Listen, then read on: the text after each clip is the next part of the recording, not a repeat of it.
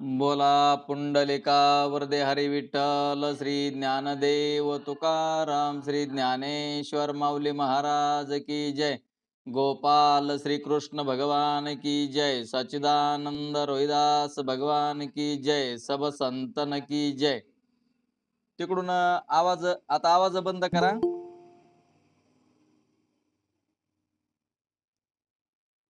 दसऱ्याच्या हार्दिक हार्दिक शुभेच्छा सर्वांना. आणि आपली जी परंपरा आहे, मालिका आहे, ती मुळापासून आहे आणि ते हंस, ब्रह्म, आत्री, दत्त, नारायण, लक्ष्मण, बलभीम, सख्यानंद, शांतामाई, बंडोबा, केरोबा, श्रीपाद, रामदास, नारायण, रोहिदास भगवान की जय. सब संतन की जय. आत्मरूप गणेशु केलिया स्मरण, होय सकळ विद्यांचे अधिकरण. त्याची वंदोचरण श्री सद्गुरूचे ते नमस्करण. आता गुरुर् ब्रह्मा गुरुर्विष्णू गुरुर्देव महेश्वरा श्री गुरु साक्षात परब्रह्मे तस्मेन श्री गुरुरे नमः. तर कालच्या पाठामध्ये प्रत्यक्ष म्हणजे अपरोक्ष ज्ञान होण्याला अंतःकरणाची वृत्ती आणि विषय यांचे एकत्व होणे हे कारण आहे प्रत्यक्ष ज्ञान. आता ही प्रत्यक्ष ज्ञानाची जी व्याख्या सांगितलेली आहे ती ध्यानात ठेवा, म्हणजे आपल्याला पुढं पुढं पुढं पुढं तुम्हाला ते कळत जाईल. तर प्रत्यक्ष म्हणजे अपरोक्ष ज्ञान होण्याला अंतःकरणाची वृत्ती आणि विषय, अंतःकरणाची वृत्ती आणि तो विषय एक होणं म्हणजे अपरोक्ष ज्ञान. तर अपरोक्ष ज्ञान कसं, ही व्याख्या आपल्याला ध्यानात राहिली पाहिजे. आणि ती व्याख्या जर ध्यानात राहिली तर मग असणारा जो परमात्मा आहे तो अंतःकरण वृत्तीचा विषय जरी होत नसला तरी सुद्धा प्रत्यक्ष परमात्माच आहे सगळा. तर हे जे ज्ञान होतंय म्हणले अपरोक्ष ज्ञान, तर कसं होतंय, तर अंतःकरणाची वृत्ती आणि विषयांचे एकत्व होणे हेच कारण आहे. जेव्हा वृत्ती बाहेर न जाता ती आतल्या आतच घरादी विषयाकार होते. आता घट बाहेर असतो किंवा दृश्य वस्तू बाहेर असतात, तर त्या बाहेरले जी वस्तू आहे तर ती म्हणले जेव्हा वरती बाहेर जाते आतल्या आतच घटादी विषयाकार होते, त्यावेळी जे घटादी विषयाचे ज्ञान होते त्या ज्ञानास परोक्ष ज्ञान म्हणावे. म्हणजे आतल्या आतच ज्ञान झालंय की हा घट आहे म्हणून, पण प्रत्यक्ष ती वस्तू पाहिली नाही. म्हणजे आतल्या आतच कळालं की घट आहे. घटाची आपल्याला काय झालं त्याचं स्मरण झालेलं आहे. घट आहे असं ज्ञान होणं. तर हे कसं ज्ञान आहे म्हणले, हे परोक्ष ज्ञान आहे. आणि घटाचं प्रत्यक्ष समोर आहे असं ज्ञान होणं, वृत्ती आणि विषय एक होणं हे अपरोक्ष ज्ञान आहे. तर आपल्याला अपरोक्ष ज्ञान होणं गरजेचं आहे. तर समोर विषय नसताना मनातल्या मनातच जर घटाचे ज्ञान झाले तर त्या ज्ञानाला परोक्ष ज्ञान म्हणावे. म्हणजे आपण प्रत्यक्ष घटाचं जे ज्ञान होतंय, म्हणजे मनातल्या मनातच जर घटाचं ज्ञान झालं तर त्याला काय म्हणायचं, परोक्ष ज्ञान. मग शिष्यानं लगेच प्रश्न केलाय की महाराज जेव्हा समृद्धी ज्ञान होते त्यावेळी समृद्धी ज्ञानाचा विषय समोर नसतो आणि परोक्ष ज्ञानाचाही विषय समोर नसतो, मग दोन्ही बी ज्ञान आपण एकच समजू म्हणतो. पण ते दोन्ही बी ज्ञान म्हणजे समृद्धी ज्ञान आणि परोक्ष ज्ञान हे दोन्हीही एक होत नाही. कारण त्याचं एक कारण आहे की समृद्धी ज्ञान हे संस्कारापासून झालेलं असतं आणि परोक्ष ज्ञान हे प्रमाणापासून झालेलं असतं, म्हणून दोन्ही हे ज्ञान एक होत नाहीत. पण दोन्हीही ज्ञानाचा विषय समोर नसतो. समृद्धी ज्ञानाची आठवण असते आणि परोक्ष ज्ञानाचा सुद्धा विषय समोर नसतो. तर ते ध्यानात घ्यायचं की समृद्धी ज्ञान कशाला म्हणतात, तर समृद्धी ज्ञान हे संस्कारापासून झालेलं असतं आणि परोक्ष ज्ञान हे प्रमाणापासून झालेलं असतं, म्हणून दोघांची एकता होत नाही. म्हणून ते म्हणले प्रमाणाचा विचार आणि त्यांचा उपयोग. तर मग आपण काय, तर प्रमाण म्हणजे किती प्रमाण आहेत आणि त्यांचा उपयोग काय आहे. तर ही प्रमाण कशाकरता घेतात, मग साधू संतांनी ही प्रमाण घेऊन आपल्याला सांगितलं. सर्व ग्रंथामध्ये 6ही प्रमाणाचा स्वीकार आहे. तर तुम्ही म्हणता 6 प्रमाण कोणचे आहेत, तर ते 6 प्रमाण आहे. एक प्रत्यक्ष, अनुमान, शब्द, उपमान, अर्थापत्ती आणि अनुपलब्धी, असे हे 6 प्रमाण आहेत. मग प्रत्यक्ष, अनुमान, शब्द, उपमान, अर्थापत्ती आणि अनुपलब्धी. तुम्ही म्हणता ना आता हे एवढं मोठी झंझट करायची किंवा एवढं मोठं शिकायचं, हे प्रत्येक प्रमाणाची व्याख्या. तर ह्या प्रमाणानेच आपल्याला काय होत असतं, की ज्ञान होत असतं. मग ह्या प्रमाणाने झालेलं ज्ञान कोणचं आणि आत्मज्ञान कोणचं? मग हे आपल्या ध्यानात यायला पाहिजे की नाही? तर त्याच्यासाठी ही 6 प्रमाणं सांगितलेली आहे. त्याच्यामुळं पहिलं प्रमाण आहे प्रत्यक्ष प्रमाण. आता प्रत्यक्ष प्रमाण मानणारे म्हणले लोकायत आणि चार्वाक. प्रत्यक्ष प्रमाण हे लोकायत आणि चार्वाक हे दोघं जण मानतात. आता हे लोकायत जे आहेत, ते लोकायत हे पंचमहाभूतांचा स्वीकार करतात. 5 पंचमहाभूतापासून हे झालंय म्हणतात, त्याला लोकायत असं म्हटलेलं आहे. आणि जे चार्वाक आहे ते 4 भूतांचा अंगीकार आहे किंवा 4 भूतांना मानतो तो चार्वाक. तर हे ध्यानात घ्यायचं, की हे प्रत्यक्ष लोकायत आणि चार्वाक म्हणजे पंचमहाभूतापासून झालं म्हणणारे आणि 4 भूतापासून झालं म्हणणारे हे लोकायत आणि चार्वाक. तर सोडून म्हणजे म्हणले, या 5 भूतांचा अंगीकार अशा अध्यात्मामध्ये लोकांना लोकायत असे म्हणतात. व आकाश सोडून 4 भूत अंगीकार आहे अशा अध्यात्मामध्ये लोकांना चार्वाक असे म्हणतात. हे दोघेही एक प्रत्यक्ष प्रमाणच मानतात. म्हणजे ते म्हणतात कानाने ऐकणे आणि डोळ्याने बघणे एवढंच खरंय म्हणतात. जे प्रत्यक्ष असन तेच खरं. एवढंच म्हणणारं हे प्रमाण आहे म्हणजे प्रत्यक्ष प्रमाण. हे प्रत्यक्ष प्रमाण मानणारे लोक आहेत आणि चार्वाक यांचं म्हणणं असं आहे, की डोळ्याने पाहिलेलं आणि कानानं ऐकलं एवढंच खरं आहे, दुसरं काही खरं नाही. किंवा दुसरे हे जे बाकीचे प्रमाण आहेत त्यांना हे मानित नाहीत.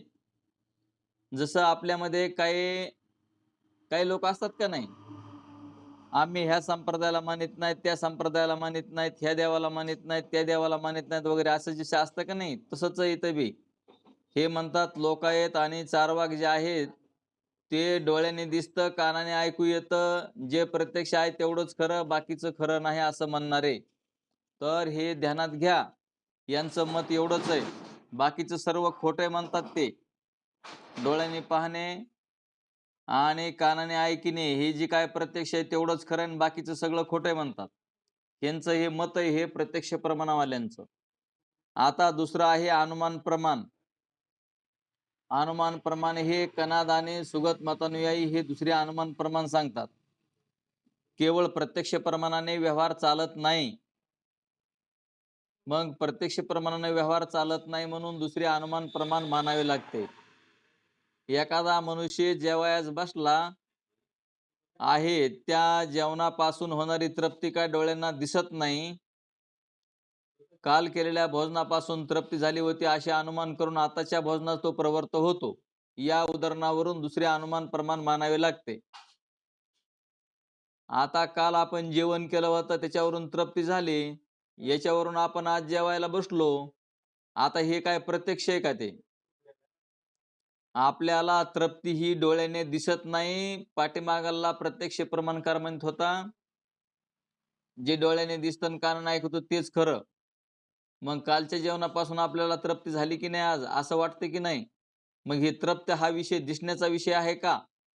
तर म्हणून अनुमान प्रमाणाची सुद्धा गरज आहे. म्हणजे पहिलं प्रत्यक्ष प्रमाणाचं म्हणणं अनुमान प्रमाणवाल्यांनी खोडलं असं ध्यानात घ्या. तिसरं आहे शब्द प्रमाण. सांख्यशास्त्र कपिल हे तिसरे शब्द प्रमाण मानतात. एखाद्या माणसाला तुम्हाला सांगायचं असेल तुम्हाला मुलगा झाला आहे.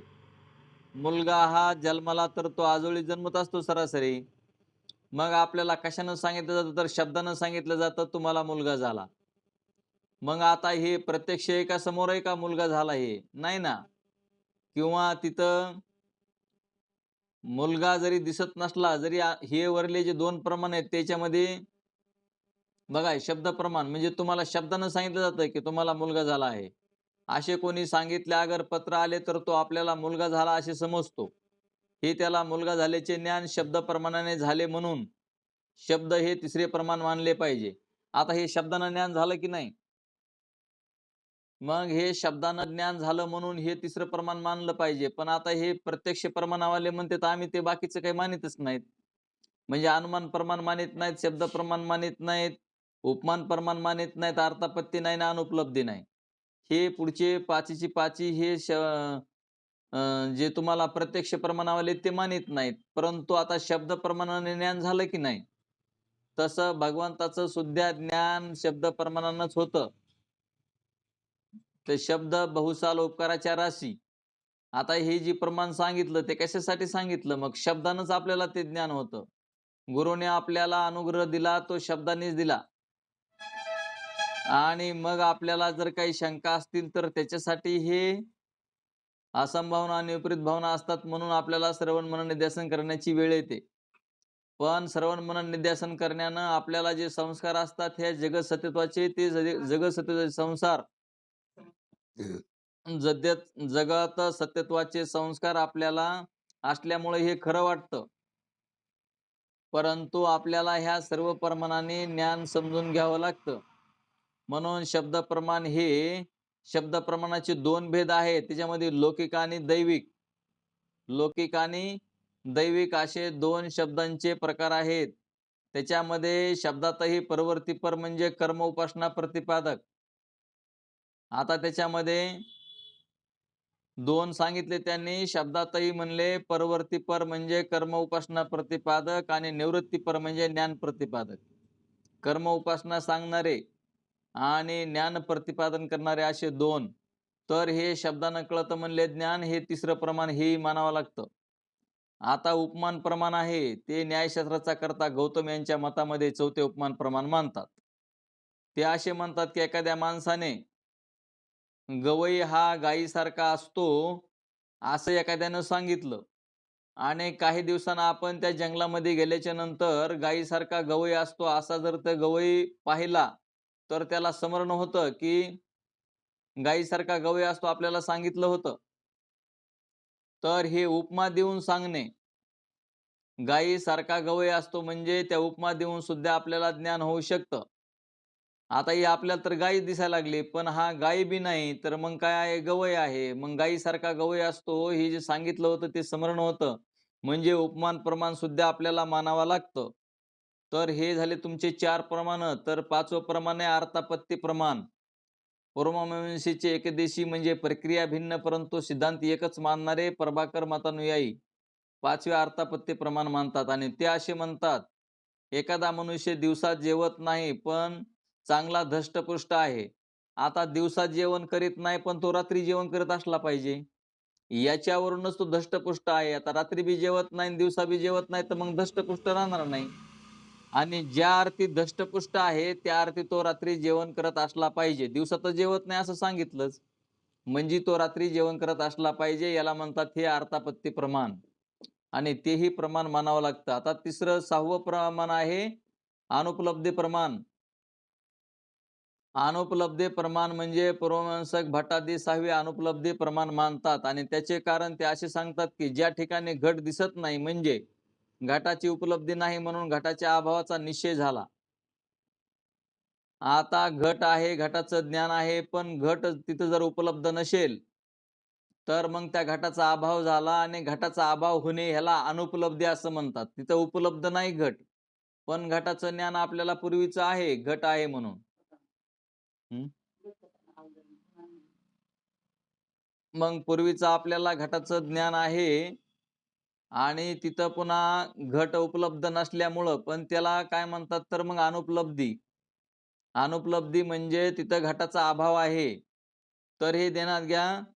तर हे अनुपलब्धी असे हे 6 प्रमाण आहेत आणि ह्या 6 प्रमाणावरच ह्या 6ही प्रमाणांचा शास्त्राने, साधू संतांनी स्वीकार केलेला आहे. तर म्हणून त्यांनी म्हणले ज्ञानोबा, एकनाथ महाराज, तुकाराम महाराज इत्यादी संतांनीही आपापल्या ग्रंथामध्ये प्रसंगानुसार या 6ही प्रमाणाचा स्वीकार केलेला आहे. यावर कोणी असे म्हणेल की आत्मज्ञानाला जरी एक शब्दवेध प्रमाणच उपयोगी आहे तर मग इतर प्रमाणाचा काय उपयोग? तर त्यांचे उत्तर असे आहे की जीवब्रह्म ऐक्य ज्ञानाला जरी वेदवाक्य प्रमाण असले तरी जीव ब्रह्म ऐक्य ज्ञान होण्याला श्रवणमनोधिकाची आवश्यकता असते. ध्यानात घ्या. हे म्हणत होते, काय म्हणत होते? की जर आत्मज्ञान होण्यासाठी समजा शब्द प्रमाणानं जर आत्मज्ञान होतंय, तर मग ह्या बाकीच्या प्रमाणाची काय गरज आहे? तर बाकीच्या प्रमाणाची अशी गरज आहे की आपल्याला ज्या प्रमाणासंभावना आणि विपरीत भावना ज्या होतात किंवा झालेल्या आहेत, तर त्याच्यासाठी हे इतर प्रमाणांची आवश्यकता आहे. म्हणजेच श्रवण, मनन, निधिध्यासनाची आवश्यकता आहे. त्याच्यासाठी इतर प्रमाणांची गरज लागते. या 6 प्रमाणामध्ये शब्द म्हणजे वेद हे प्रबल प्रमाण आहे आणि सगळ्या प्रमाणामध्ये शब्द प्रमाण हे श्रेष्ठ आहे. कारण सर्व ज्ञान आपल्याला शब्दानंच होतं. इतर 5ही प्रमाणे या शब्द प्रमाणापुढे दुर्बल आहेत. धर्म आणि ब्रह्म हे 2 विषय इंद्रियांना विषय न होणारे आहेत. धर्म आणि ब्रह्म हे इंद्रियाला कळत नाहीत. ब्रह्म म्हणजे काय आणि धर्म म्हणजे काय हे इंद्रियाला कळण्याची गोष्ट नाही म्हणले. तर हे त्याकरिता अपौरुषेय शब्दराशी जो वेद तोच एक प्रमाण आहे.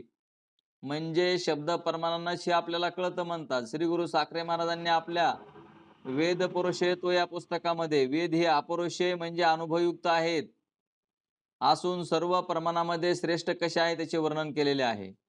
नैक हे वेदांचा करता ईश्वर आहे असे मानतात. ईश्वर रचित असल्यामुळे ते प्रमाण आहेत असे त्यांचे म्हणणे. म्हणून त्यांच्या मतामध्ये आप्तवाक्यम प्रमाणम, आप्त शब्दाचा अर्थ आप्तस्तु यथार्थवता, आप्त म्हणजे यथार्थ बोलणारा असा ईश्वर आहे. म्हणून वेद ईश्वर रचित आहेत असे त्यांचे म्हणणे आहे. पण त्यांचे म्हणणे चुकीचे आहे, कारण प्रत्येक धर्माभिमानी आपापल्या समजुतीप्रमाणे ईश्वर मानितच असतो. त्यांच्या मताप्रमाणे हे ग्रंथ देखील प्रमाण मानावे लागतील. वैदिक मतामध्ये ईश्वर वाक्य म्हणून प्रमाण नाही. स्वतः भगवान देखील भगवद्गीतेच्या 16व्या अध्यायाच्या तस्मात् शास्त्रम प्रमाणम ते कार्य अकार्य व्यवस्थितो या शेवटच्या श्लोकामध्ये सांगतात की शास्त्र हे प्रमाण आहे. शास्त्र शब्दांचा अर्थ वेद. शास्त्रामध्ये तुमचे ब्रह्मसूत्र, उपनिषद, भगवद्गीता, ज्ञानेश्वरी, तुकाराम गाथा हे सर्व ग्रंथ येतात. शास्त्र म्हणजे वेद. वेद म्हणजे जाणणे, वेद म्हणजे विचार, वेद म्हणजे सूक्ष्म विचार, ज्ञान. विद म्हणजे जाणणे असे त्याचे अर्थ आहेत. असे ज्ञानोबरायांनी या श्लोकाच्या वर्णनात स्पष्ट म्हटलेले आहे. या कारणे पै बापा जया अति आपुली कृपा तेने वेदाची या निरोपा आनन कीजे. म्हणून अपौरुषेय शब्दराशी जो वेद तोच एक प्रमाण आहे. वेदांत मतात परमान्याचे लक्षण असे आहे की अनाप्त, अपरिणितत्व, अनाप्ताने न केलेले असे लक्षण आहे. जे वेदाला अप्रमाण म्हणावायचे असेल तर अप्रमाण ठरवण्याने अनाप्त कोणते सांगावे. ज्या अर्थी वेदाचा करता अनाप्त कोणी नाही त्या अर्थी वेद हे प्रमाण आहेत. म्हणून धर्म ब्रह्म प्रतिपादकम प्रोषेयम प्रमाणम वाक्यमिती इथे असे मधुसूदन स्वामींनी लक्षण केलेले आहे. तर धर्म आणि ब्रह्म हे जरी वेदाचे प्रतिपाद्य विषय असले तरी त्यामध्ये धर्माचे वर्णन विधिमुखाने अमुक कर अमुक करू नका असे केलेले आहे. आणि ब्रह्माचे वर्णन ब्रह्म हे जीवाचे स्वरूपच असल्यामुळे निषेधमुखाने केलेले आहे. निषेधमुखाने कसे वर्णन केले आहे त्याला माऊली ज्ञानोबराय उदाहरण देतात. वरील कोंडियाचा गुंडाळा झाडून केलिया वेगळा कणू घेतला विरंगोळा असे काही. 466 क्रमांकाची ववी आहे. तैसा उपाधी उपहिता शेवटू जेत विचारिता ते कोणातेही न पुसता निरुपाधिक. जैसे न सांगणेवरी बाळापतीशी रूप करी बोल निमाले पणीवरी अचर्चा ते. वारा आबळची फेडी वाचोनी सूर्याती न घडी का हातो बाबुळी धाडी तोय न करी. तैसा आत्मदर्शनी आढळू आशे अविद्येचा जो मळू तो शास्त्र नासी निर्मळू मी प्रकाशे सोय. तर हे ज्ञानेश्वरी 18व्या अध्यायामधल्या वव्या आहेत. तर यावरील दृष्टांताप्रमाणे वेदाने इतर अनात्म पदार्थांचा निषेध करून म्हणजे विचाराने अनात्म पदार्थ अविद्याकार्य असल्यामुळे ते मिथ्य आहेत. म्हणजे श्रीपाद बाबांचं सूत्र आहे की सूक्ष्म विचार केला तर, बारीक विचार केला तर, आणि तेच सच्चिदानंद रोहिदास बाबांनी आपल्याला बारीक विचार करण्यासाठी आपण बारीक विचार करत नसल्यामुळं आपल्या ज्या शंका येतात किंवा आपण देव कसे होऊ शकतो किंवा याच्याकडचं आपलं लक्ष कसं विचलित होऊ नये आणि याच्याकडेच राहावं लक्ष म्हणून त्यांनी पंचीकरण, विचारसागर, वर्ती प्रभाकर, ज्ञानेश्वरी, अमृतानुभव, तुकाराम गाथा वगैरे हे सर्व ग्रंथ त्यांनी आपल्याला सांगितलं, तर ते सांगितल्याप्रमाणे आपण त्यांचा अभ्यास करून आपल्या मनातील शंका घालून आपण सच्चिदानंद आत्मा ब्रह्मरूप आहोत हे ज्ञान समजून घेणं अत्यंत गरजेचं आहे. तर हे म्हणले विचाराने अनात्म पदार्थ अविद्याकारी असल्यामुळे ते मिथ्या आहेत असा बाद निश्चय करून जो शिल्लक राहतो तो परमात्मा असे ब्रह्माचे निषेध मुखाने वर्णन केलेले आहे. याप्रमाणे धर्म आणि ब्रह्म प्रतिपादक जो वेद तो सर्व प्रमाणामध्ये श्रेष्ठ आहे. तात्पर्य सर्व प्रमाणामध्ये शब्द प्रमाण हे सर्वश्रेष्ठ आहे. तर आपल्याला सर्व ज्ञान जे होतंय ते शब्दानंच होतंय. आणि म्हणून यावर कोणी असे म्हणेल की एखाद्याचे 6 भाऊ आहेत, त्या 6 पैकी जो वडील भाऊ तो सर्वात श्रेष्ठ मानला जातो. तसे 6 प्रमाणामध्ये सर्वात प्रथम म्हणजे श्रेष्ठ प्रत्यक्ष प्रमाण आहे. बाकीचे प्रमाणे त्याच्यापेक्षा कनिष्ठ आहेत. म्हणून शब्द प्रमाणाने जरी जगत मिथ्यात्व सांगितले असले तरी प्रत्यक्ष प्रमाणाने सांगितलेले जगत सत्यत्व अधिक ग्राह्य मानले पाहिजे. तर त्याचे उत्तर असे आहे. माऊली ज्ञानोबराय सांगतात, सांगतात की रूपाचा सुजानो डोळा वडू जे काही परिमळा, जेत जे माने ते फळा ते त्याची येगा. ज्ञानेश्वरी मध्ये माऊली ज्ञानोबराय काय म्हणतात बघा. तर चांगले डोळे असले म्हणजे त्या डोळ्याने वास घेता येणार नाही. म्हणजे आता डोळ्याचं कार्य कितीपर्यंत आहे तर रूप पाहण्यापर्यंतच आहे. आता रूप फक्त पाहायचं काम डोळे करतेत, पण ते पाहिलेलं रूप खरंय का खोटंय म्हणायचा अधिकार यांचा नाही, डोळ्यांचा नाही. डोळ्यांना फक्त रूपच दिसतंय, बाकीचं त्यांना काही दिसत नाही. डोळ्यांना फक्त काय होतंय तर रूपच दिसतंय फक्त, पण ते खरंय का खोटं म्हणायचा अधिकार त्यांचा नाही, म्हणजे त्या प्रत्यक्ष प्रमाणाचा नाही.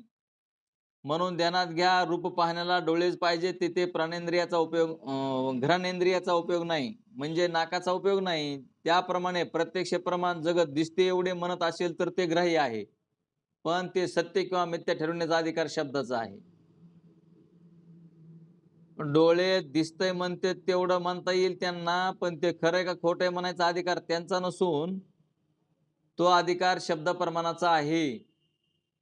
तो अधिकार प्रत्यक्षाचा नाही. त्याला उदाहरण असे की एका घराबद्दल दोघा भावांचा वाद लागला. एका घराबद्दल दोघा भावांचा वाद लागला आणि कोर्टाने निकाल दिला की एका भावास घर द्यावे आणि दुसऱ्यास त्याची किंमत करून पैसे द्यावे. याप्रमाणे निकाल देऊन कोर्टाने किंमत ठरविण्यास इंजिनियरकडे काम पाठविले. इंजिनियरने किंमत केली व खाली शेरा मारला की हे घर वादीच्या मालकीचे आहे. ते काम कोर्टात परत आल्यावर कोर्टाने इंजिनियरने केलेली किंमत ग्राह्य धरली व वादीच्या मालकीचे आहे हे इंजिनियरचे म्हणणे अमान्य करून त्यावर शेरा मारला की हा अधिकार इंजिनियरचा नाही, तो कोर्टाचा आहे. म्हणजे ज्याची त्याला अधिकार असतो की नाही. इंजिनियरला फक्त किंमत करायचं माहिती असतंय, ते हे कोणाचं हे म्हणायचा अधिकार इंजिनियरचा नाही. जे कायद्यानुसार नियमानुसार ज्याचा असेल त्याला मिळेल, पण त्यानं कोर्टाचा अधिकार आपल्याकडे घेण्याचा प्रयत्न करतोय. तसं चालेल का? तसं चालत नाही. म्हणून अमान्य करून त्यावर शेरा मारला की हा अधिकार इंजिनियरचा नाही, तो कोर्टाचा आहे, असं कोर्टाने शेरा मारला. त्याप्रमाणे जगत दिसते म्हणण्याचा अधिकार प्रत्यक्ष प्रमाणाचा आहे. ते सत्य किंवा मिथ्या ठरवण्याचा अधिकार शब्दाचा म्हणजे वेदांचा आहे. शब्द म्हणजे वेद, ध्यानात घ्या. शब्द प्रमाण, शब्द म्हणजे वेद आणि वेदांचा अधिकार आहे हे खरंय का खोटं म्हणायचा. शब्द प्रमाण दिसतंय एवढं म्हणता येते, ते खरंय का खोटं म्हणायची गरज नाही. प्रत्यक्ष प्रमाण काय म्हणतंय की हे दिसतंय आणि तेवढंच खरंय. खरंय का खोटं म्हणायचा अधिकार नाही, दिसतंय म्हणा एवढंच म्हणतात ते. मग हा अधिकार आहे शब्द प्रमाणाचा म्हणजे वेदाचा. वेदानं ठरवायचं हे खरंय की खोटंय म्हणून. तर तात्पर्य शब्द प्रमाण सर्वात श्रेष्ठ आहे. तर असं ध्यानात घ्या. म्हणून परमेचे लक्षण आणि सिद्धी. आता हे आपण 6 प्रमाण पाहिले. 6 प्रमाणामध्ये शब्द प्रमाण श्रेष्ठ आहे असं आम्हाला कळालं. तर या 6 प्रमाणापासून उत्पन्न होणाऱ्या ज्ञानाला प्रमा असे म्हणतात. आता हे प्रमा आपण आहे का नाही. प्रमा शब्द म्हणजे काय, तर प्रमा म्हणजे ज्ञान. प्रमा म्हणजे ज्ञान, पण ह्या 6 प्रमाणापासून ज्ञान होतं त्याला म्हणतात हे प्रमाज्ञान. तर या प्रमेचे जे कारण म्हणजे असाधारण कारण त्याला प्रमाण असे म्हणतात. समृद्धी ज्ञान हे अप्रमा कसे आहे हे कळण्याकरता एवढा प्रमाज्ञानाचा विस्तार केला. आता तुम्ही म्हणता हे एवढं मोठं का सांगितलं, तर ते म्हणले समृद्धी ज्ञान अप्रमा कसं आहे हे कळण्यासाठी. समरती ज्ञान आणि परोक्ष ज्ञान या दोन्हीला एकच आहे म्हणा असं पाठीमागं म्हणत होतं का नाही शिष्य? तर त्यांना कळावं म्हणून हे 6 प्रमाण सांगितले आणि 6 प्रमाणामध्ये समरती ज्ञान कसं अप्रमा आहे हे सिद्ध करण्यासाठी एवढं सांगावं लागलं. कळण्याकरता प्रमाज्ञानाचा विस्तार केला. प्रमा म्हणजे समरतीहून भिन्न अबाधित अर्थाला विषय करणारे जे ज्ञान त्या ज्ञानाला प्रमा असे म्हणतात. तिथं समरती लावता येत नाही. समरतीहून भिन्न अबाधित अर्थाला विषय करणारे जे ज्ञान त्या ज्ञानाला प्रमा असे म्हणतात. समरती ज्ञान हे प्रमा का नाही याचे कारण, प्रमा ही परमात्याच्या आश्रित असते. आता ज्ञान कोणाला होतं? परमात्याला होतं की नाही? म्हणून परमात्याच्या आश्रित हे प्रमाज्ञान असतं. म्हणून समरती ही साक्षी चैतन्याच्या आश्रित असते. ही परमाज्ञानामध्ये येत नाही. प्रथम ही गोष्ट लक्षात ठेवली पाहिजे की चैतन्याशिवाय ज्ञान हे कोणत्याही पदार्थात नसते. आता एक महत्वाची गोष्ट आहे की चैतन्याशिवाय ज्ञान हे कोणत्याही पदार्थात नसते. जेवढी म्हणून ज्ञाने आहेत ती सर्व ज्ञाने साक्षीचीच आहेत. पण व्यवहारामध्ये घटपटादी पदार्थाची ज्ञाने आपण खरी समजतो व काही रज्जू पदार्थाची ज्ञाने खोटी समजतो. त्या व्यवहाराला धरून शास्त्रकारांनी ज्ञानाचे भेद निरनिराळ्या शास्त्रीय शब्दांनी सांगितलेले आहेत. मग हे ध्यानात ठेवायचं की प्रमा म्हणजे प्रमाणापासून उत्पन्न होणारे ज्ञान. प्रमा म्हणजे प्रमाणापासून, हे प्रमाण कोणचे तर आता झालेले 6 प्रमाण. या 6 प्रमाणापासून जे ज्ञान होतं त्याला प्रमा ज्ञान असं म्हणतात. आणि अप्रमा ज्ञान आहेत आणि अप्रमा ज्ञानाचे पोटभेद आहेत. तर त्याच्यामध्ये एक यथार्थ अप्रमा आणि दुसरं एक अयथार्थ अप्रमा असे 2 भेद आहेत. तर ते ध्यानात घ्यायचे. जे ज्ञान व्यवहारात बाधित म्हणजे मिथ्या ठरत नाही व प्रमाणापासून झालेले नसते. व्यवहारात जे ज्ञान बाधित म्हणजे मिथ्या ठरत नाही व प्रमाणापासून झालेले नसते त्या ज्ञानाला यथार्थ अप्रमा असे म्हणतात. आणि ते यथार्थ अप्रमा ज्ञान आहे सुखादुःखाचं ज्ञान, समृद्धी ज्ञान आणि ईश्वराचं ज्ञान. अयथार्थ अप्रमेमध्ये, हो ना, मग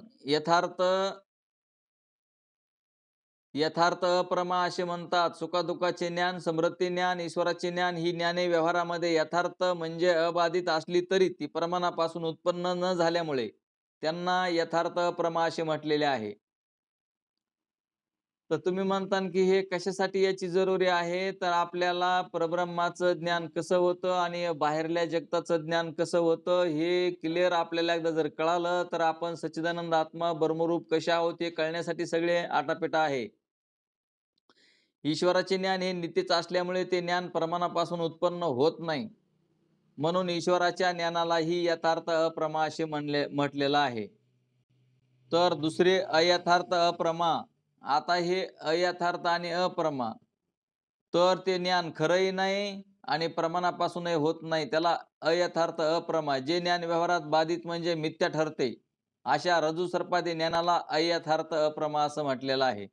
मग रज्जू सर्पाचं ज्ञान आहे. आपला हा ग्रंथ सुरू झालाय त्यावेळेसपासून रज्जू सर्प रज्जू सर्प रज्जू सर्प आपल्याला सांगतायत. रज्जू सर्प सुप्ती रजत स्थानपुरुष.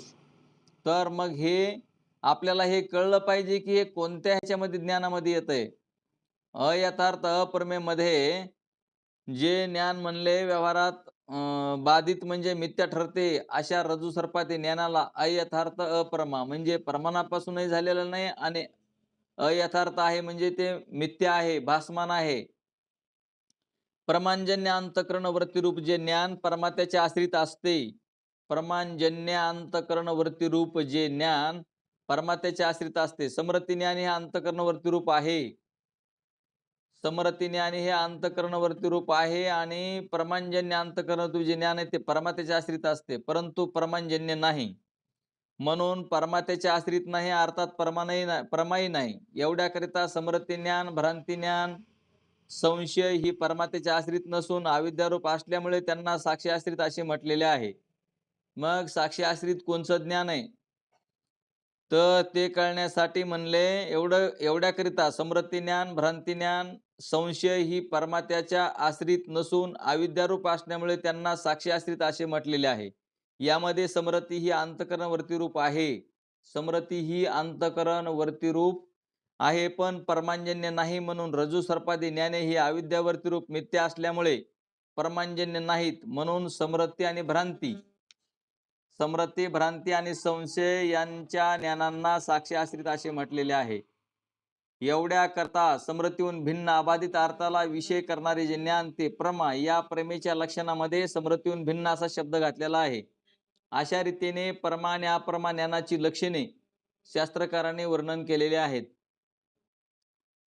याचा जर अभ्यास करायचा असेल तर स्वतःच करावा लागतो. अंतःकरण स्थिर करून स्वतः त्याच्यावर विचार करून अभ्यास करावा लागतो. श्रवण केलं तरी त्याचं मनन करावं लागेल, मनन केलं तरी निधिध्यासन करावं लागेल. त्यावेळेस हे तुम्हाला याचे अर्थ कळत असतात. जर आपण एकदा झाला आणि त्या पाठाकडं जर त्याच्याकडं पुन्हा जर नाही पाहिलं तर ते आपल्याला कळत नाही. म्हणून परमेचे पूर्वपक्षीच्या मताने दुसरे लक्षण.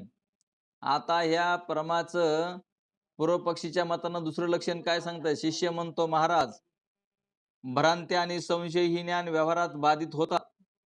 भ्रांती आणि संशय ही ज्ञान व्यवहारात बाधित होतात म्हणजे मिथ्या ठरतात. म्हणून यांना साक्षी आश्रित म्हणणे योग्य आहे. पण समृती ज्ञान हे काही व्यवहारामध्ये बाधित म्हणजे मिथ्या ठरत नाही, तर मग या अबाधित समृती ज्ञानाला परमा असे म्हणण्यास काय हरकत आहे? म्हणून समरतीहून भिन्न अबाधित अर्थाला विषय करणारे जे ज्ञान ते परमा असे जे आपण वर लक्षण केले, त्या लक्षणातील समरतीहून भिन्न हा शब्द काढून फक्त अबाधित अर्थाला विषय करणारे जे ज्ञान ते परमा असे लक्षण केले तर त्यामध्ये काय बिघडते ते मला कृपा करून सांगा. तर ह्या शंकाच काय आहे ते आपल्या डोक्यात आलं पाहिजे. आता इथं काय चाललाय विषय हेच जर ध्यानात येत नाही तर मग ते अभ्यास कसं काय ध्यानात येणार आहे मग? तर हे स्वतःची स्वतः अभ्यास करायची गोष्ट आहे, आपल्या स्वतःच्या अंतःकरणाची गोष्ट आहे. हे स्वतःचा अभ्यास करावा लागतो आणि स्वतः अभ्यास करून आपल्या अंतःकरणवरतीला हे कळवून घ्यावं लागतं. जिथं प्रश्न पडेल तिथं विचारायला हरकत नाही, परंतु आपण तिच्याकडे जर पुन्हा पाहतच नाही तर ते कळल कसं? म्हणून श्रीगुरु म्हणतात, समृती ज्ञान हे अबाधित आहे खरे, पण समृती आणि ज्ञान हे शब्द यथार्थवाचीच आहेत. समरती आणि ज्ञान हे शब्द यथार्थवाचीच आहेत. ते दोन शब्द कार्यकारण भावाचे वाचक नाहीत. समरती ज्ञान हे 6 प्रमाणापैकी कोणत्याही प्रमाणापासून उत्पन्न झालेले नाही. एवढाच महत्वाचा मुद्दा आहे. समरती ज्ञान हे कुठल्याही प्रमाणापासून उत्पन्न झालेलं नाही किंवा कोणत्याही प्रमाणामध्ये ह्या 6 प्रमाणापैकी एकाही प्रमाणामध्ये समरती ज्ञान बसत नाही. म्हणून ते साक्षी आश्रित आहे. आणि म्हणून ध्यानात ठेवा, प्रत्येक प्रमाण ज्ञानाला निरनिराळे प्रमाणे कारण आहेत. प्रत्यक्ष परमेश, प्रत्यक्ष प्रमाण, अनुमिती परमेश, अनुमान प्रमाण, शब्दी परमेश, शब्द प्रमाण, उपमिती परमेश, उपमान प्रमाण, अर्थापत्य परमेश, अर्थापत्य प्रमाण व अभाव परमेश, अनुपलब्धी प्रमाण ही जशी प्रत्येक परमेश निरनिराळे प्रमाणे कारण आहेत, त्याप्रमाणे समरती ज्ञानाला कोणतेही प्रमाण कारण नाही. समरती ज्ञान हे कोणत्याही प्रमाणामध्ये बसत नाही, ते साक्षी आश्रित असतं. म्हणून समरतीला कारण फक्त मागच्या ज्ञानाचा संस्कार असतो. एवढंच आहे, त्याला संस्कार आहे फक्त समरती ज्ञानाला. ते काही कोणत्या प्रमाणात बसत नाही. म्हणून समरती ज्ञानाला अप्रमा असे म्हटलेले आहे. ते प्रमाणामध्ये बसत नाही, साक्षी आश्रित आहे, म्हणून त्याला अप्रमेमध्ये येतं ते. म्हणून समरती ज्ञानाला अप्रमा असे म्हटलेले आहे. भ्रांती आणि संशयांना कोणीही अंतःकरणाचे आश्रित मानित नाही. भ्रांती आणि संशय यांना कोणीही अंतःकरणाचे आश्रित मानित नाही. त्यांना साक्षी आश्रितच मानतात. समरतीबद्दल मात्र ग्रंथकारामध्ये मतभेद आहे. समरतीबद्दल मतभेद काय आहे? काही झाले तरी समरती ही प्रमांजन्य नाही म्हणून परमा नाही, याबद्दल कोणत्याही ग्रंथकाराचे मतभेद नाही. मधुसूदन सरस्वतींनीही समरती ज्ञान साक्षी आश्रितच ठरविलेले आहे. तर ध्यानात घ्या, साधारण कारण. तर या वरील प्रमाणाच्या लक्षणामध्ये परमेचीच्या कारण ते प्रमाण असे म्हटलेले आहे. करण आणि कारण यांच्यातील भेद आपल्याला कळायला पाहिजे. करण, आता करण म्हणजे कशाला म्हणायचं आणि कारणे म्हणजे काय आहेत? करण म्हणजे प्रमाण आणि कारण म्हणजे साधने.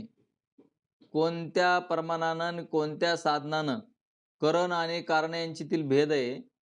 तर वरील प्रमाणाच्या लक्षणामध्ये परमेची जे करण ते प्रमाण असे म्हटलेले आहे. हे असतंय सोपंच. पण ज्यांना समजा संस्कृत भाषा येत नाही, त्या संस्कृत भाषेचं ज्ञान नाही, त्यांना संस्कृत भाषा अवघड वाटते. ज्यांना इंग्लिश भाषा येत नाही, त्यांना इंग्लिश भाषा अवघड वाटते. पण त्याचे सूत्र म्हणजे इंग्लिश भाषेचे शब्द वगैरे जर आपण पाठ केले, त्याचे वाक्य कसे बनवायचे आणि कसं बोलायचे हे जर कळालं, तर मग ते आपल्याला आनंद होतो. तसं इथं हे सर्व वेदांती शब्द असतात आणि वेदांती शब्द आपले झालेले नसतात आणि त्या शब्दाचा अर्थ जर आपण नाही कळून घेतला, तर आपल्याला हा ग्रंथ कळत नाही. म्हणून करण आणि कारण यांच्यातील भेद सांगतो म्हणले. कारणामध्ये साधारण आणि असाधारण असे 2 प्रकार आहेत. कारणामध्ये साधारण आणि असाधारण असे काय आहेत? 2 भेद आहेत. त्याच्यापैकी साधारण कारण याच्याव्यतिरिक्त सर्व कार्याला जे कारण असते त्या कारणाला साधारण कारण असे म्हणतात. सर्व कार्य होण्यासाठी कशाची जरुरी आहे? होय, ही साधारण कारणे 9 आहेत म्हणले ती अशी.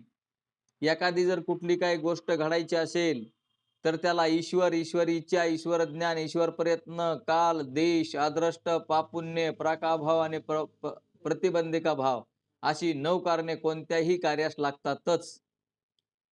एखादी जर गोष्ट घडायची असेल, तर एवढे सहकार्य असलं पाहिजे आणि एवढ्याचं सहकार्य जर नसल, तर ते कार्य घडत नाही. म्हणून म्हणले यांना साधारण कारणे असे म्हटलेले आहेत. ही कारणे न्यायिकाच्या मताप्रमाणे दिलेली आहेत. हे मत कोणाचं आहे? न्यायिकाचं मत आहे. आणि असाधारण हे वरले साधारण कारण आहेत आणि हे असाधारण कारण जे ठराविक एकाच कार्याचे कारण असते. असाधारण म्हणजे आज ही वरली जी सांगितले ती सर्व कार्यासाठी आहेत आणि एवढ्याची जरुरी लागते. त्यावेळेस कार्य घडतं. आता आपल्याला वाटतं सुखादुःखाचे कार्य आपल्याला कसं दुःखाची गोष्ट प्रसंग आला तर आपण म्हणतो कशामुळे दुःख झालं? तर ते दुःख आपल्या कर्माचे भोग असतात आणि कर्माचे भोग असून त्याला बघा त्या कर्माला सहाय्य ईश्वर, ईश्वर इच्छा, ईश्वर ज्ञान, ईश्वर प्रयत्न, काल, देश, अदृष्ट, पाप, पुण्य, प्राकाभाव आणि प्रतिबंधिका भाव. तर एवढं त्याला सहाय्य असलं तरच ते कार्य घडतं. मग ते कर्म आपलं जसं असेल तसं कार्य घडत असतं हे ध्यानात घ्या. हे साधारण कारणे आहेत आणि असाधारण कारण आहे. ठराविक एकाच कार्याचे कारण असते. दुसऱ्या कार्यास उपयोगी पडत नाही. ते त्या कार्याचे असाधारण कारण. उदाहरणार्थ दंड, चक्रादी घटाच्या उत्पत्तीची साधने आहेत. दंड आणि चक्रादी हे घट म्हणजे गाडगे, मडके बनविण्यासाठी जे दंड, चक्रादी लागतात, ही उत्पत्तीची साधने आहेत. साधने म्हणजे कारणे आहेत. ती पट उत्पन्न करण्याकरिता उपयोगी पडत नाहीत. पट म्हणजे कपडा. आमचे मित्रदादा आहेत पट बनणारे. त्यांच्या ह्याच्यामध्ये असतं ना कुस्ती समाजामध्ये ते पट बनवतात आणि ते पट बनवण्यासाठी घटाला जी बनवायची सामुग्री लागती, ती पट बनवायला जमत नाही आणि पटाची जी असती सामुग्री, ती घट बनवायला जमत नाही. त्याला म्हणायचं असाधारण कारण. ध्यानात घ्या, कशाला म्हणायचं असाधारण कारण ते. म्हणून म्हणले ज्यावेळी इंद्रिय संबंधाने प्रत्यक्ष प्रमा होते. मग आता आपल्या इंद्रिय संबंधानं प्रत्यक्ष ज्ञान होतं. तर त्यावेळी त्या परमेची वर वर्णन केलेले ईश्वरादी 9 साधारण कारणे असावी लागतात. कारण त्या वाचून कोणतेही कार्य होत नाही. शिवाय प्रत्यक्ष परमेची नेत्रादी इंद्रिय हे असाधारण कारणे म्हणजे करणे ही असावी लागतात. आणि म्हणून प्रत्यक्ष परमेची इंद्रिय ही करणे आहेत. आता प्रत्यक्ष ज्ञान होण्याला आपल्याला इंद्रियाशिवाय ज्ञान होईल का आपल्याला? प्रत्यक्ष परमेची इंद्रिय ही करणे आहेत. त्या इंद्रियांना प्रमाणे असेही म्हणतात. इंद्रियांना प्रमाणे शब्द असा वापरलेला आहे. म्हणून शिष्य म्हणतो महाराज ब्रह्म ज्ञानरूप आहे. ते ज्ञान उत्पत्ती विनाश रहित नित्य आहे. त्या ब्रह्मा व्यतिरिक्त दुसरे कोठेही ज्ञान नाही. शिष्यानं काय प्रश्न करायला बघा ते आता डोक्यात ठेवीत जा. महाराज ब्रह्म ज्ञानरूप आहे. ते ज्ञान उत्पत्ती विनाश रहित नित्य आहे. त्या ब्रह्माव्यतिरिक्त दुसरे कोठेही ज्ञान नाही. अशा ज्ञानास परमात्मा इंद्रिय ही करणे आहेत. म्हणजे नित्य ज्ञान इंद्रियजन्य असे म्हटल्याप्रमाणे होईल. याचे समाधान सांगा. श्री गुरु म्हणतात ज्ञान हे नित्यच आहे, पण उपाधी भेदाने त्याला निरनिराळी नावे प्राप्त होतात. ज्ञान हे नित्य आहे खरंय, पण उपाधी लागली की नावं त्याला वेगवेगळी येतात. आता त्याने उदाहरण सांगितलं की तळ्यातील पाणी पाटाच्या द्वारा आळ्यापर्यंत जाते. वस्तुतः पाणी एकच आहे. पण त्या पाण्याला तळ्याच्या उपाधीमुळे तळ्यातले पाणी, पाटाच्या उपाधीमुळे पाटातले पाणी आणि आळ्याच्या उपाधीमुळे आळ्यातले पाणी. याप्रमाणे उपाधिभेदाने पाण्याला निरनिराळी नावे प्राप्त होतात. आता पाणी एकच आहे का नाही? पण पाणी पाटानं चाललं तर पाटातलं पाणी, तळ्यात असलं तर तळ्यातलं पाणी, ही जशी त्यांनी नावं दिलेली आहेत, म्हणजे ज्याची उपाधी लागल त्याच्या उपाधीमुळे त्याचं नाव पडत असतं. त्याप्रमाणे ब्रह्माला म्हणजे ज्ञानाला प्रमा म्हणजे प्रमाणापासून झालेले यथार्थ ज्ञान असा व्यवहार होण्याला इंद्रिय करणे म्हणजे साधने आहेत. आणि साधण्याशिवाय ज्ञान होत नसतं. म्हणून असणारी ही साधने आपल्याला दिलेली आहेत. ज्ञान उत्पन्न होण्याला नव्हे, ज्ञानाची उत्पत्ती नाही. तर हे आपल्याला ज्ञान होण्यासाठी म्हणजे व्यावहारिक घटपटाधिकाचं ज्ञान होण्यासाठी आपल्याला शरीर, इंद्रिय वगैरे दिलेले आहेत. पण ज्ञानाची उत्पत्ती नाही. ज्ञान हे मूळचंच आहे आणि तेच देव आहे आणि तेच सुख आहे.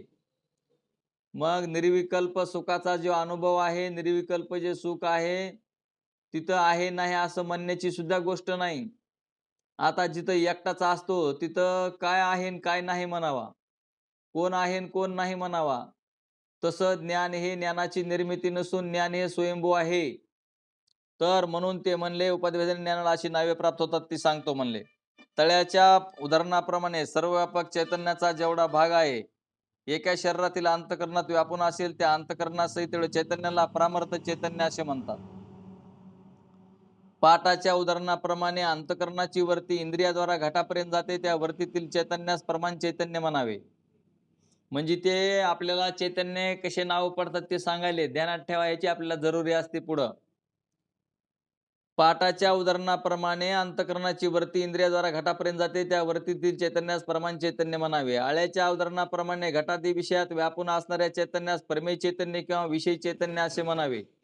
आळ्याच्या आकाराप्रमाणे झालेल्या पाण्याच्या उदाहरणाप्रमाणे अंतःकरण वृत्तीचा जेव्हा घटादी विषयाप्रमाणे आकार होतो, त्या घटाकार झालेल्या वृत्तीतील चैतन्यास परमा चैतन्य किंवा परमिती चैतन्य म्हणावे. याप्रमाणे अंतःकरण व त्याची वृत्ती यांच्या निरनिराळ्या स्थितीत नित्य ज्ञानरूप असणाऱ्या चैतन्यास निरनिराळी नावे प्राप्त होतात. आता हे वाचून सांगितलं आणि समजून घ्यायचं सोपच पद्धत आहे. एकच आहे पाणी, पण पाण्याला कशी वेगवेगळे नावे पडली. तसं चैतन्य एकच आहे, पण जिथं चैतन्याला उपाधी लागते त्याच्यामुळं त्याची नावं वेगवेगळे पडलेले आहेत. मग आपली शंका असते की इथं असं का झालं, तिथं ज्ञान तसं का झालं, हे खरं आहे का, हे खोटं आहे का, हे सगळं कळण्यासाठीच ही ज्ञानाची आवश्यकता आहे. त्यामध्ये चैतन्य उत्पन्न होणाऱ्यास नव्हे तर चैतन्याच्या ठिकाणी प्रमा असे नाव उत्पन्न होण्यास विषयाकार झालेल्या अंतःकरणाची वृत्ती ही कारण आहे. ती वृत्ती इंद्रियजन्य आहे. या दृष्टीने इंद्रिय ही प्रमाज्ञानाची करणे आहेत असे म्हटलेले आहे. नित्य ज्ञानरूप चैतन्यास इंद्रिय ही उत्पन्न करतात, या अभिप्रायाने इंद्रियांना करणे म्हटलेले नाही. म्हणजे हे जी इंद्रिय आहेत ते ज्ञानाला उत्पन्न करीत नाहीत. ज्ञान मूळचंच स्वयंभू आहे. म्हणून यांना साधना असं म्हटलेलं आहे. अशी ही वेदांत वेत्या आचार्याची विषय समजून सांगण्याची रीती आहे. आता या अंतःकरण उपाधीने युक्त चैतन्यास अंतःकरणोपही चैतन्य असे म्हणतात आणि अंतःकरण विशेषणाने युक्त चैतन्यास अंतःकरण विशिष्ट चैतन्य म्हणतात. तर हे दोन शब्द ध्यानात ठेवा, म्हणजे आपल्याला पुढं तुम्हाला ऐकायला सोपं जातं. अंतःकरण उपाधीने युक्त चैतन्यास अंतःकरण उपहित चैतन्य असे म्हणतात आणि अंतःकरण विशेषणाने युक्त चैतन्यास अंतःकरण विशिष्ट चैतन्य असं म्हणतात. या अंतःकरण विशिष्ट आणि अंतःकरण उपहित चैतन्य हे दोन चैतन्य ध्यानात आल्यावर पुढं आपल्याला भाषा कळत राहते. असे म्हणतात तेव्हा एकाच अंतःकरणाला उपाधी आणि विशेषण अशी दोन नावे का प्राप्त झाली? एकाच अंतःकरणाला उपाधी आणि विशेषण अशी दोन नावे का प्राप्त झाली हे मी तुम्हाला सांगतो म्हणले. पूर्वी दुसऱ्या तरंगामध्ये पान नंबर 37 वर हा विषय सांगितलाच आहे. तरी पण हा विषय दृढ होण्याकरता पुन्हा येथे समजावून सांगतो म्हणले. तर हे आपण उद्याच्या पाठामध्ये बघू. बोला पुंडलिका वरदे हरी विठ्ठल ज्ञानदेव तुकाराम श्री ज्ञानेश्वर महाराज की जय. गोपाल श्री कृष्ण भगवान की जय. सच्चिदानंद रोहिदास भगवान की जय. सब संतन की जय. आता विश्वात्मके देवी येणे वागेज्ञ तोसावे, तो सो निमज द्यावे पसाय दान हे. जे कळांची व्यंकटी सांडो, त्या सत्कर्मी रती वाढो. होता परस्परे पडो मैत्र जीवांचे, दुरितांचे ते मिर जावो. विश्व स्वधर्म सूर्य पाहो, जो जे वांचील तो तेला हो. प्राणी जा